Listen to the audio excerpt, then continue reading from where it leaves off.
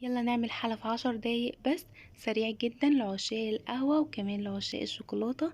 طعمه حلو وشكله شيك. نص كوباية من اللبن السخن وعليهم معلقة من النسكافيه، دوبتهم كويس جدا مع بعض.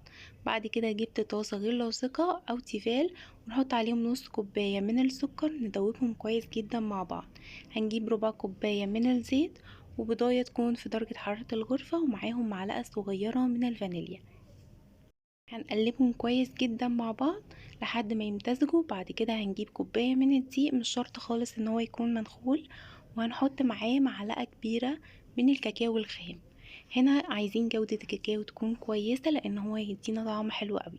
ومعاهم ربع معلقة صغيرة من البيكربوناتو او البيكنج صودا، ونص معلقة صغيرة من البيكنج باودر.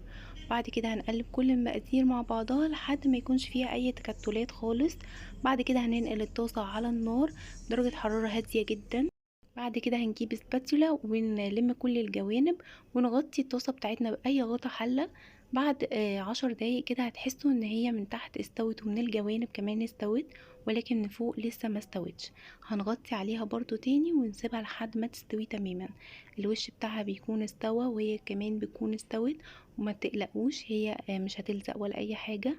بعد كده هنبدأ بقى ان احنا نزينها بأي تزيين انتوا عندكوا او بتحبوه. انا زينتها بعلبتين كده من الدانت، وبدأت ان انا اوزعهم على الكيكة من فوق. وجبت كمان الفورماسيل الالوان، ممكن تجيبوا كمان الشوكولاته لو انتوا حابين. ممكن تزينوها كمان بالفراوله. عايزه اقول لكم طعمها حلو جدا وخفيفه قوي قوي، وفي نفس الوقت شكلها حلو وسريعه جدا. بألف هنا وشفا، جربوها وقولي لي رأيكم في التعليق.